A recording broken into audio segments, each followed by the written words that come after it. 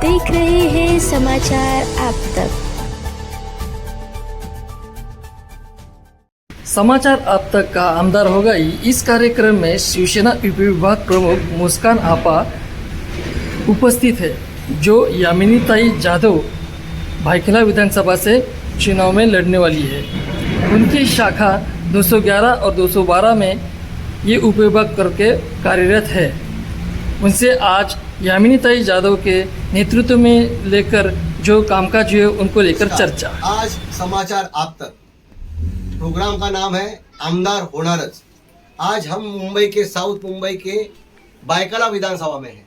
बायकला विधानसभा जहां यामिनी जाधव 2019 में एक बार विधायक बन चुकी है, उसी इलाके में मदनपुरा 211, 212, आगरीपाड़ा, बायकला ये विभाग आता है।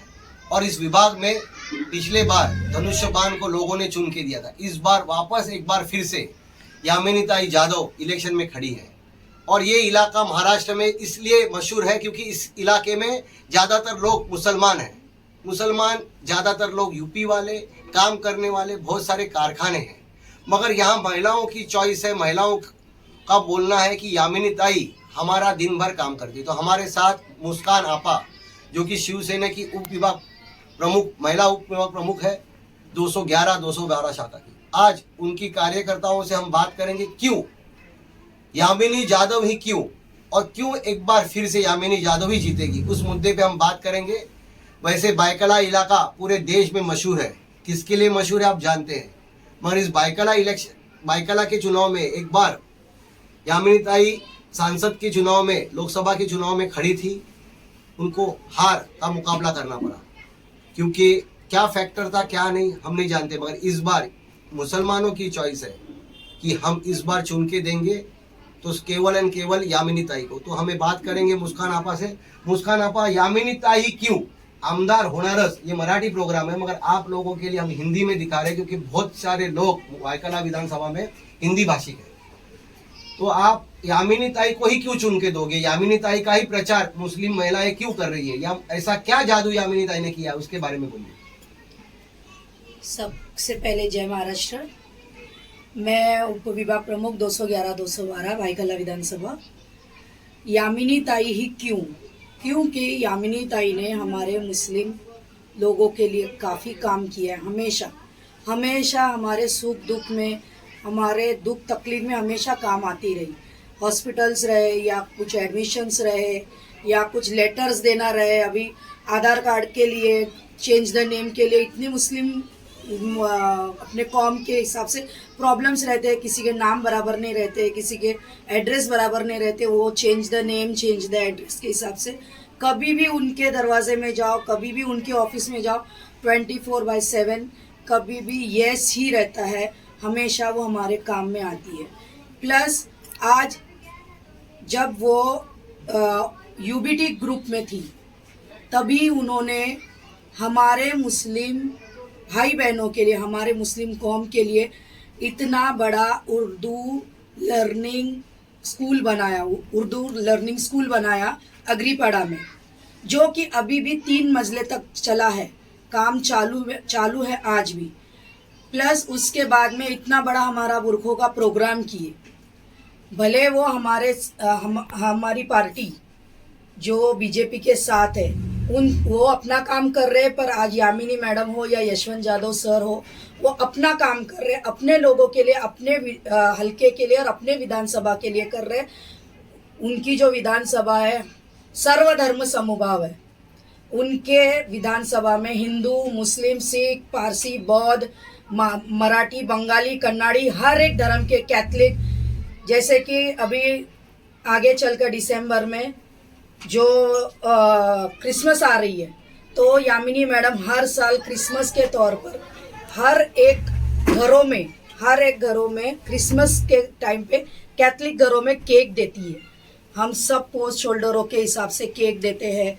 प्लस जो मुस्लिम है, अभी जो कोविड का काल गया, उस टाइम पे इतना बुरा सब फैक्टर था, उसके बावजूद भी उन्होंने जो भी कच्चा राशन, पका हुआ खाना, जो भी यहाँ के मोहल्ले पाड़ों में भेजा, हमारे थ्रू भेजा, इतनी सारी तादाद में, मतलब गोवंडी, मानपुर यहाँ तक के राशन गया है, कच्चा राशन। प्लस उसी दरमियान हमारा जो कोविड के टाइम पर ईद था, ईद के टाइम पे अफ्तारी, सहरी सब वो देते थे, सब प्रोवाइड होता था, हम लोग सबके घरों घर बेचते थे।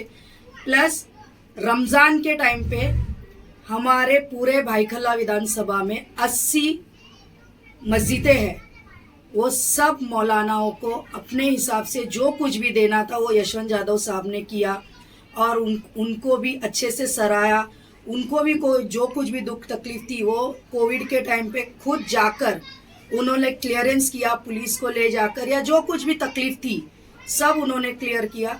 इसलिए हम लोग हमेशा यामिनी मैडम और यशवंत भाई के साथ कंधे से कंधा मिलाकर ही चलेंगे और इंशाअल्लाह मैं दुआ करती हूँ आपके बड़ी तादाद में, बड़ी वोटिंग से यामिनी मैडम इंशाअल्लाह चुनकर आए। समाचार आप तक भाईकला विधानसभा में लोगों से पूछ रहा है। आज तो मुस्कान आपा की शाखा में आए हैं। आप जब लोगों तक जाते हो, प्रचार करने घूमते हो, डोर डोर जा रहे हो, तो आप लोगों को महिलाओं का, क्योंकि महिला लोगों के किचन तक जाती है, एक आदमी एक कार्य करता है, एक कोई युवा सेना का कार्य करता है, खास करके मुस्लिम इलाके में वहां तक नहीं जा सकते। तो आप जब महिलाओं के पास जाते हो तो महिलाओं से जब सवाल जवाब करते हो, आप भाईकला विधानसभा में पिछले काफी दिनों से प्रचार कर रहे हो, तो आपको क्या लगता है कि इस विधानसभा में पिछले इलेक्शन में और इस इलेक्शन में क्या फर्क है? इस इलेक्शन में पिछले इलेक्शन के मुकाबले में बहुत ज़्यादा फर्क आया है। इस बार जो लाड़की बहन योजना हमारे शिंदे सर ने निकाले है, इससे बहुत ज़्यादा फायदा हो रहा है लोगों को, और औरतें खासकर लेडीज़ लोग बहुत खुश है इस योजना से।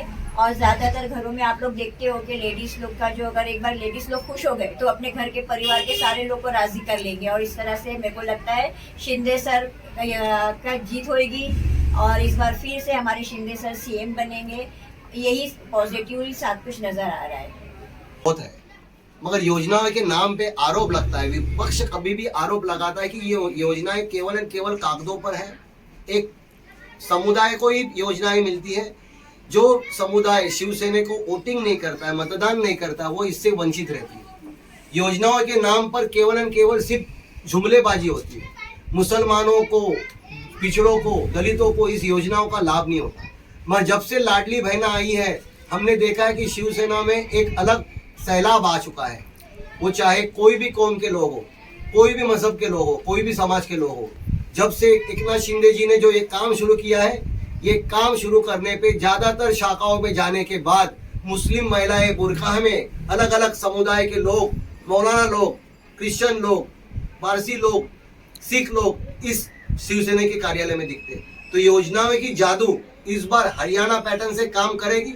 मेरा सवाल मदनपुरा के भाईकला विधानसभा के महिलाओं से यही रहेगा कि आपको योजनाओं का लाभ हुआ है? हाँ, मुझे तो माझी लाडकी बहन योजना का लाभ हुआ है। हम लोगों को माझी लाडकी बहन योजना का सबको 1500 रुपये आया है, पर जो दिवाली का बोनस वगैरह एक साथ जो हमारे प्यारे लाडले भाऊ शिंदे साहब ने जो हमको दिया है, तो हम सबको 7,500 रुपये हमारे अकाउंट में आए हैं। तो हम ये योजना से बहुत खुश हैं और बहुत सी योजनाएं शिंदे साहब ने महाराष्ट्र में लाए हैं, तो वो सब योजना का भी हमको सब बता रहे हैं कि ये योजना का ये फायदा है, ये योजना ये एज से लेके ये एज तक है। तो सारी योजना हमारे तक पहुंच रही है और इंशाअल्लाह ताला हमारे जरिए से और भी लोगों तक पहुंचे। आपको लाडली बहना का पैसा मिला है? यस, मिला है। जोर से बोलिए। हाँ, मिला है। तो देखिए ना, योजनाओं में कोई भेदभाव होता है ना जात पात होता है। तो आने वाले चुनाव में योजनाओं का, सरकार का किया हुआ काम भाईकला विधानसभा में वापस एक बार फिर से तिरंगा कि जैसे देश के ऊपर लहराता है, वैसा तीर कमान भाईकला पे लहराएगा। 23 तारीख को नतीजा है, 20 तारीख को चुनाव है। इस चुनाव में मुस्लिम फैक्टर कितना असर करता है इस महाराष्ट्र में, क्योंकि बहुत सारे इलाके ऐसे हैं, गोवंडी हुआ, भिवंडी हो गया, नागपुर मोमिनपिरा हो गया, ये इलाकों में मुस्लिम बहुसंख्यक लोग बहुत है, इनकी आबादी बहुत है। और पिछले बार लोकसभा चुनाव में मुसलमानों ने कांग्रेस को वोटिंग की थी, जिसको सीधा सीधा फायदा उबाटा को हुआ।